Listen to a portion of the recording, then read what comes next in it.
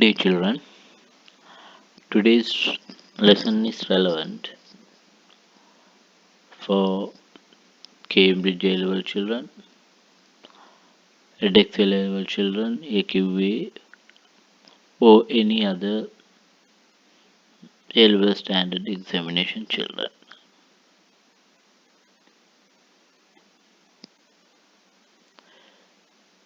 Today's topic is quadratics. We are focusing on studying what is a quadratic expression, what is a quadratic equation, how to perform complete square of a quadratic, how to find the minimum and maximum of a quadratic, how to solve a quadratic equation, and how to sketch a quadratic. We are trying to understand what is a quadratic. Actually, these are some algebraic expressions. We'll first understand what is an algebraic expression. They are categorized in a certain manner. We will look at it now. If there is only a constant, right, it is called just a constant term. If it is ax plus b form, here the maximum power of x is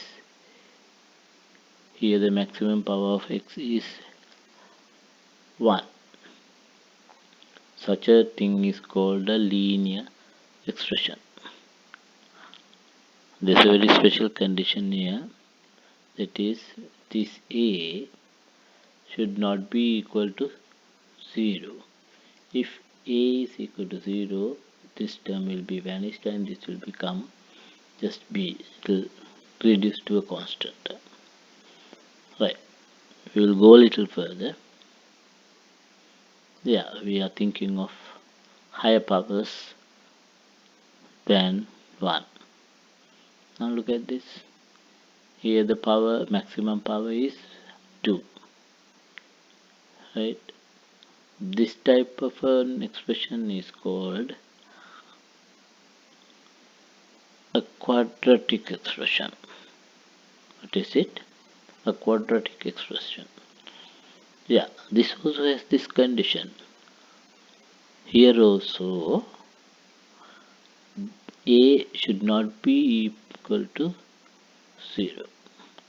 If it is equal to 0, this term will be totally vanished and this whole thing will be reduced to this format. So the main condition here is this. Yes, b can be 0 and c also can be 0. We will be giving some more examples of quadratic equations, quadratics. Then I will give you such cases.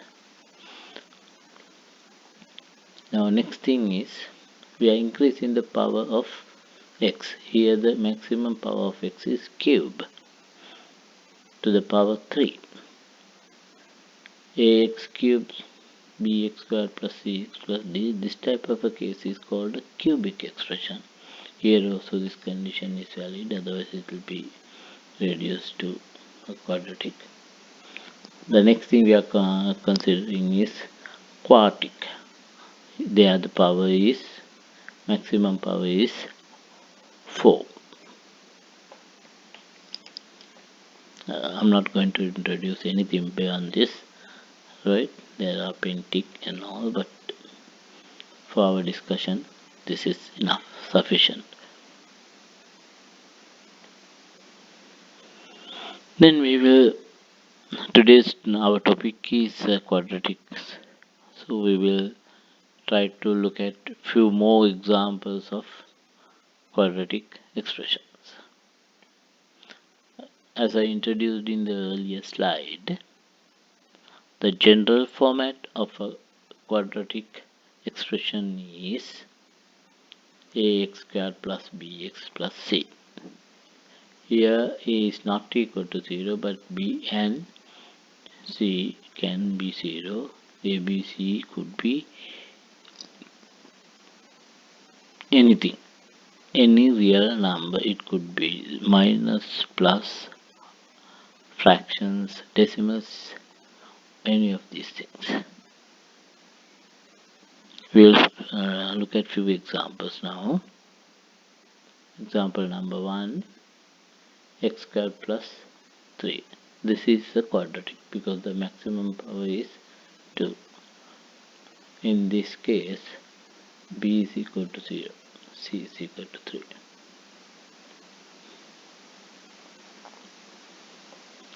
Look at this, 2s plus 1 into s plus 3. Now, though the power is 1 here, once you simplify this bracket, this will give you this format, ax squared plus bx plus c. Say for example, if you expand it, this will be 2x squared plus 7x plus 3. So it is the same thing, we have written in a different way. So this is also quadratic. We'll take another example. This is also another quadratic, but in this case, a is equal to 4, b is equal to minus 7, but c is equal to 0 here. I told you ABC can be any real, and a is not equal to 0. There, this is the same format like this one. Here also same format like ax squared plus bx plus c, but here a is a fraction that is possible. This is also a quadratic.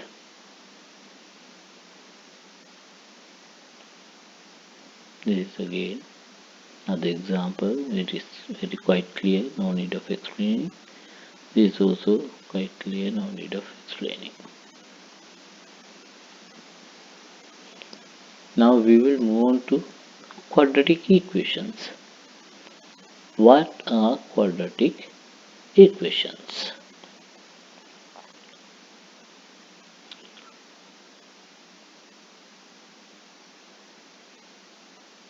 Quadratic equations has an equal sign.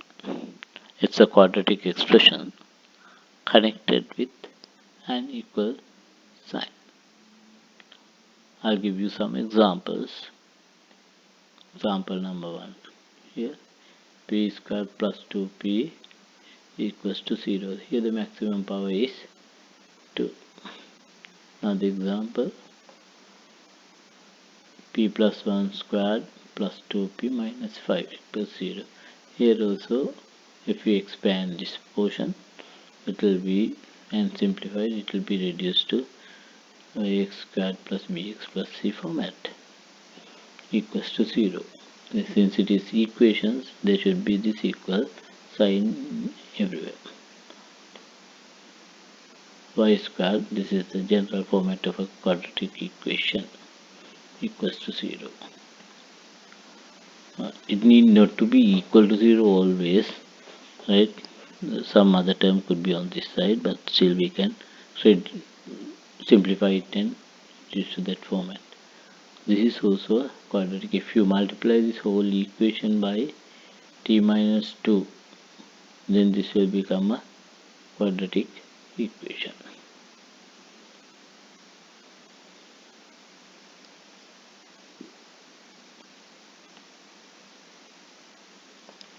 If you multiply, it will become t minus 2 squared plus 6 minus 7 t minus 2 equals 0. Same format, right?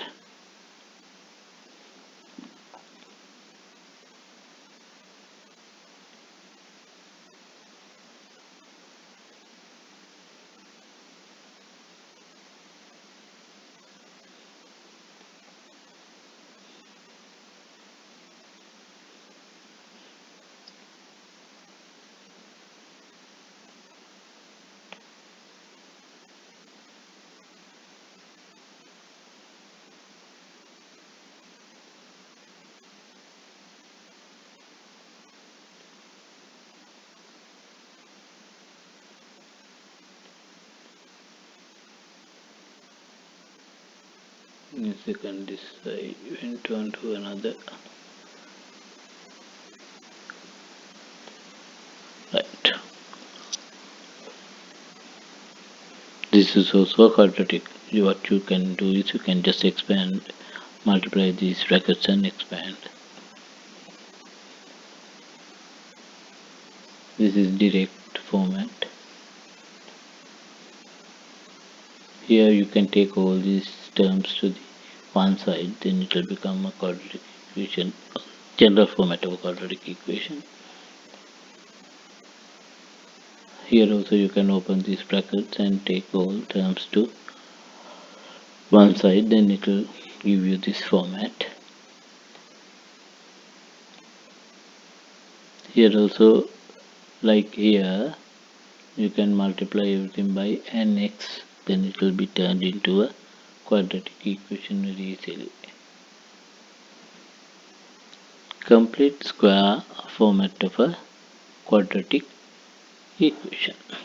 What is the complete square format of a quadratic equation? See, now if you expand this p plus 3 squared, it will be p plus 3 into p plus 3, and then if you open the bracket it will be this, and then finally it will be p squared plus 6p plus 9. Now the complete square form of p squared plus 6p plus 9 is p plus 3 whole thing squared. Complete square. Right. We will move on. Any quadratic can be converted into its complete square format in the following manner.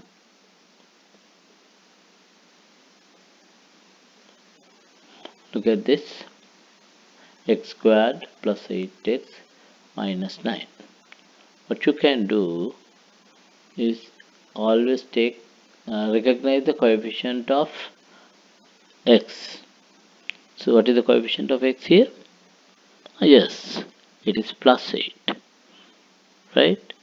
Now take coefficient of x plus 8 and take half of it. How much is half of it? Yeah, 4. And then square it and then subtract. Take the coefficient of x, halves it, square it and then subtract. Here added, here subtracted. So when you add and subtract, it will nullify. Therefore we are not doing any change to this original equation. Now you can take these three terms and write it as a complete square. Okay, remember this plus term always goes inside this bracket, and the sign inside the bracket is always the sign in front of this x. Right, the sign inside the bracket is always the sign in front of this bracket. Remember this. Sometimes when there is plus here, some people make it minus, or the other way around. That is wrong. The same sign inside in front of the x should be inside the bracket. Now this is always the minus portion is left here, and this is what coming from the original equation. Right. Now we can simplify these two terms as this is minus 16 minus 9 is minus 25. So this x plus 4 squared minus 25 is the complete square format of x squared plus 8x minus 9. Right.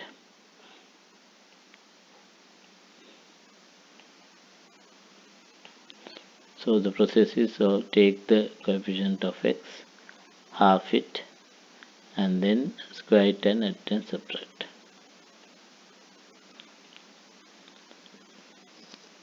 We'll take another example. So t square plus 6t plus 2. What is the coefficient of t here? That is 6. So half of it is 3. So square it, add and subtract. Square it, add and subtract. So these three terms will be taken as a complete square. Okay. This is always same thing, right?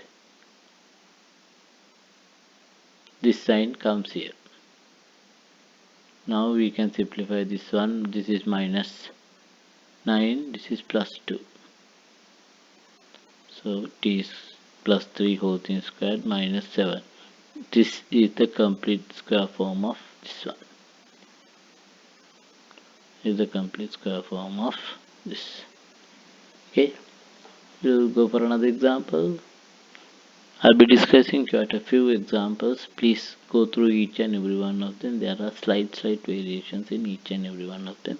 So don't stop it halfway through. Now here y squared minus 10y minus 1. So the coefficient of x is, y is minus 10. Right? How much is half of it? Minus 5. Right?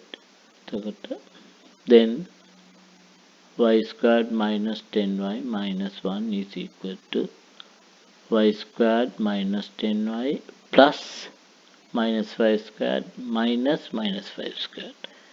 Okay. Then this one will be, these three terms always could be written as a complete square. Y minus 5 whole thing squared, make a minus 25 minus 1. Y minus 5 squared minus 26. So y minus 5 squared minus 26 is the complete square form of y squared minus 10.